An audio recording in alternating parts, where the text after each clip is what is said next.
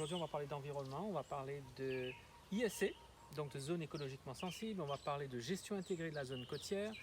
Et en fait, on va parler de tout ça parce qu'on se rend compte aujourd'hui, en tant que scientifique, que l'environnement est essentiel à la vie. Parce que l'environnement nous procure des choses essentielles comme l'air que nous respirons, comme l'eau que nous buvons, comme les belles plages que nous avons. Mais aussi aujourd'hui, on se rend compte que l'environnement nous donne des services écosystémiques qui sont essentiels pour nous protéger des effets du changement climatique. On sait que les mangroves nous protègent des niveaux de la mer qui montent, des grosses vagues, que les coraux cassent la force des vagues et nous permettent d'avoir de belles plages de sable fin, que les coastal marshlands, donc les zones humides côtières, filtrent l'eau et arrivent aussi à empêcher des inondations sur la zone côtière. Alors on va parler de tout ça aujourd'hui.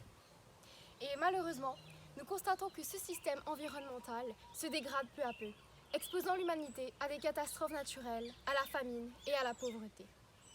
Il est donc primordial d'agir aujourd'hui pour protéger notre patrimoine environnemental et ainsi assurer un avenir aux générations futures.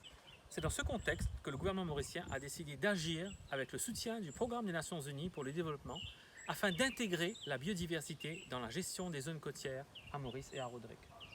Ce projet est mené par le ministère de l'économie bleue, des ressources marines, de la pêche et du transport maritime, ainsi que le ministère de l'Environnement, de la gestion des déchets et du changement climatique. Il a permis d'effectuer une cartographie récente des zones écologiquement sensibles ou ISC et de revoir le contexte légal et réglementaire.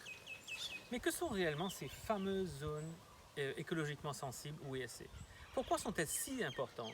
Et pourquoi les plans de gestion intégrée des zones côtières sont-ils des instruments efficaces pour protéger notre patrimoine environnemental? Commençons par les ISC. Les ISC comprennent les zones humides, aussi appelées wetlands, qui regroupent les marais côtiers, les marais terrestres, les lacs et les réservoirs, les mangroves, les rivières et les cours d'eau. Ensuite, nous avons les systèmes côtiers, comme la plage de sable et les dunes, les systèmes lagunaires, comme les récifs coralliens, les îlots, les herbiers et les lits d'algues, les systèmes forestiers, regroupant les habitats d'espèces indigènes, et enfin, nous avons les systèmes d'approvisionnement stables, comme les puits d'eau, les aquifères et les pentes abruptes. Il est important de les protéger, car ces zones écologiquement sensibles nous procurent des services essentiels pour notre survie. Elles constituent des réservoirs de la diversité biologique et protègent les zones biologiquement importantes pour le maintien de l'écosystème en bonne santé. Et elles nous procurent des services d'approvisionnement et de régulation pour la nourriture, la purification de l'eau et de l'air, la pollinisation des plantes endémiques, le contrôle des maladies, la dispersion des graines des plantes, la séquestration du carbone atmosphérique, la protection contre les inondations et les autres impacts du changement climatique. Et elles conservent les qualités du sol pour l'agriculture. Les ISC sont aussi essentielles car elles sont la source de notre bien-être et nous procurent des services culturels, récréationnels, spirituels, éducatifs, scientifiques et écotouristiques. Beaucoup de personnes habitant dans la zone côtière dépendent des ISC pour leurs revenus à travers la pêche, le tourisme, le sel et ces beaux paysages qui rendent notre île si attrayante à travers le monde. Mais Kéla, comment savons-nous si nous habitons dans une zone côtière? C'est quoi exactement une zone côtière? La zone côtière, ce n'est pas seulement cette fine bande de sable blanc sur laquelle nous marchons quand nous allons à la plage. Quand il pleut, nous remarquons souvent que l'eau des cours d'eau qui se forment dans les montagnes descend vers la mer et que toute cette zone a une certaine uniformité. En fait, la zone côtière, c'est cette zone qui est influencée par les pluies en amont et qui se termine à la crête des récifs.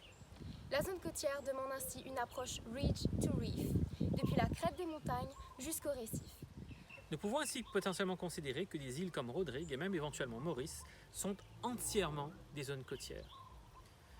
Maintenant qu'on sait ce que c'est qu'une zone côtière, on sait qu'est-ce qu'il faut protéger. Quels sont les outils que l'on a pour protéger écologiquement et environnementalement ces zones côtières? L'outil le plus communément utilisé est la gestion intégrée de la zone côtière, ou ICZM en anglais. C'est un outil de gouvernance des territoires littoraux visant un développement durable. Elle promeut une gestion intégrée de l'espace et des ressources prenant en compte les enjeux terrestres et marins, naturels, économiques et sociaux d'une zone littorale définie. Ce projet d'intégration de la biodiversité à Maurice et à Rodrigue est mené par le ministère de l'économie bleue, des ressources marines, de la pêche et du transport maritime, ainsi que le ministère de l'Environnement, de la gestion des déchets et du changement climatique. Il va ainsi permettre de définir, de cartographier et de protéger les zones écologiquement sensibles.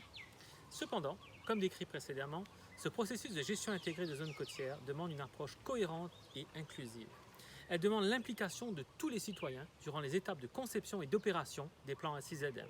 Nous avons ainsi préparé un questionnaire destiné aux habitants du district de Rivière-Noire, qui commence depuis Albion et qui se termine à la baie du Cap en passant par Bambou, Flic-en-Flac, Tamarin, La Preneuse, Rivière-Noire, La Golette, Coteau-Raffin et Le Morne, ainsi qu'aux habitants de toute l'île de Rodrigue, afin que tous les citoyens puissent donner leur point de vue et participer activement à ce processus de mise en place ICZM. Votre avis et votre implication comptent. Les données contenues dans ce formulaire seront traitées de façon anonyme, tout en permettant de mettre en place un plan réaliste et inclusif pour toutes les composantes de la société. Il faut savoir que votre implication compte et vos réponses dans ce questionnaire seront utilisées pour la mise en place de ces plans ICZM pour protéger notre environnement, cet environnement dont nous avons tant besoin.